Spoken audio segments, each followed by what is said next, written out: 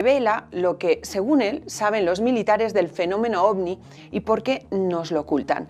Lo han llamado conspiranoico, loco, visionario, pero JJ Benítez sigue convencido de que los ovnis son reales, que están entre nosotros, que hay cientos de civilizaciones observándonos.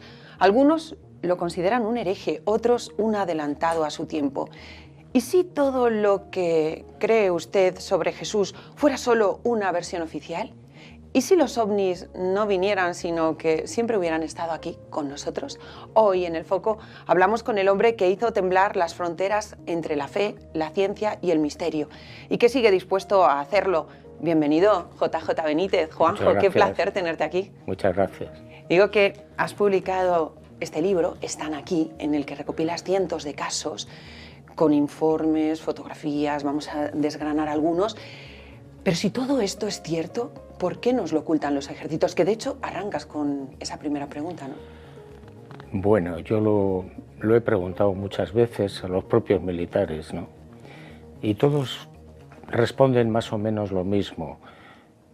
El fenómeno ovni es real, son astronaves no humanas con una tecnología extraordinaria y no podemos decirle al contribuyente que no podemos hacer nada. Eso es lo que argumentan los militares. Estos objetos, estas naves, violan completamente todos los días el espacio aéreo de los países. ¿Todos los días? Prácticamente todos los días. Hay casos constantemente. Entonces, claro, los militares argumentan, ¿cómo le podemos decir al contribuyente que nos está pagando el sueldo y los sistemas de defensa que no podemos hacer nada? La situación se resuelve con el silencio y con el ocultamiento. Uno de los casos que tratas, por supuesto, es Roswell, que es pues uno que se tambalearon muchas cosas, ¿no? Porque estuvo a punto de salir a la luz y finalmente quedó tapado porque incluso pues, se preparó un simulacro de qué era lo que había ocurrido, pero aquellas naves que se estrellaron en Nuevo México, ¿no? Estuvo a punto de salir bien porque en un primer momento la Fuerza Aérea Norteamericana reconoció que se había estrellado un objeto no identificado cerca de Roswell, en Nuevo México. Claro, pero cundió el pánico, ¿no? Porque el presidente dijo, Dios bendito. No dio tiempo a nada, porque a los pocos días salieron los propios militares con unas imágenes diciendo que no, que había sido un globo meteorológico y salieron allí con... Bueno, lo prepararon como con papel de aluminio, ¿no? Sí. Y lo que pasó es que cundió el pánico justamente en la Casa Blanca, porque el presidente dijo, pero cuidado a ver que si esto trasciende, ¿cómo lo gestionamos? Ya, bueno, el asunto es que capturaron una nave que se había estrellado o que la estrellaron, no se sabe, y 4 criaturas de 1 metro de estatura, de las cuales 2 estaban muertas y 2 estaban vivas. Los soldados llegaron allí, una trató de escapar y lo mataron allí. Y quedó una criatura viva que se la llevaron. Antes de que llegaran los militares hubo más de 600 testigos que pasaron por allí, incluido un colegio. Claro, ¿hay testimonios gráficos de aquello que puedan demostrar que esos seres estuvieron y que fueron vistos por humanos?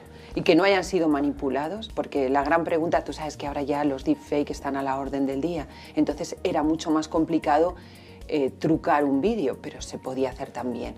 ¿En qué medida podemos saber que las pruebas que hay son fidedignas? Bueno, físicamente no disponemos de esas pruebas, porque los militares no lo van a abrir nunca, ese archivo, ¿eh?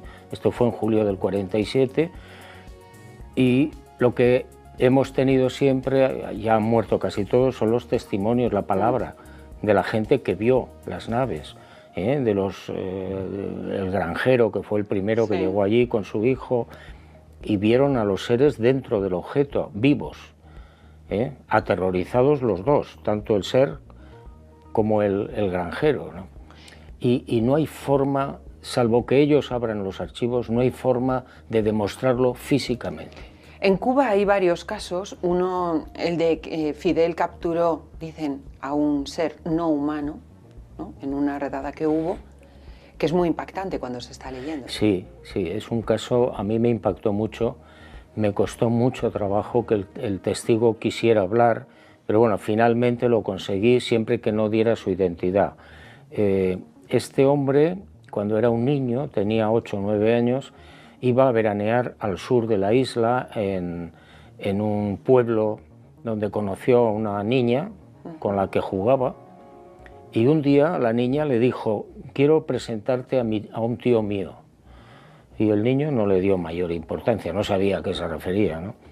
Pero bueno, una noche le pidió que lo acompañara, se metieron en una granja alambrada, donde no podían entrar, y esta niña le llevó por una serie de caminos hasta una enorme rueda de camión que servía para entrar a un búnker. Donde lo tenían oculto, ¿no? Capturado. Claro, y entraron en el búnker y de repente llegaron a una sala donde había una enorme cristalera y al otro lado había un sillón como de un dentista y un ser con una cabeza enorme, con unos ojos enormes también, se dio la vuelta y estuvo mirándolos a los dos. En ese momento sonaron las alarmas y llegaron los soldados y se los llevaron a los dos niños.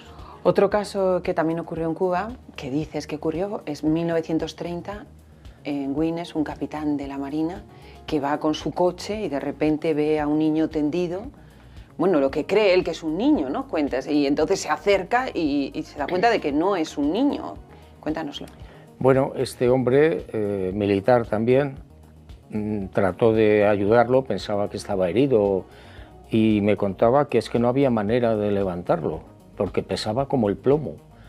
Y no pudo levantarlo, lo dejó allí. Y le pidió ayuda al chofer, cuentas también, sí, pero imposible, tampoco, no podían con él.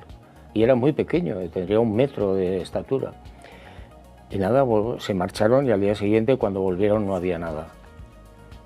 Impresionante. Guantánamo, otro caso también muy llamativo, en el que 3 militares, pues valientes ellos, según nos cuentas también, pues decidieron enfrentarse a lo que les parecía que era algo muy, muy extraño, ¿no? Una nave voladora no identificada, un ovni.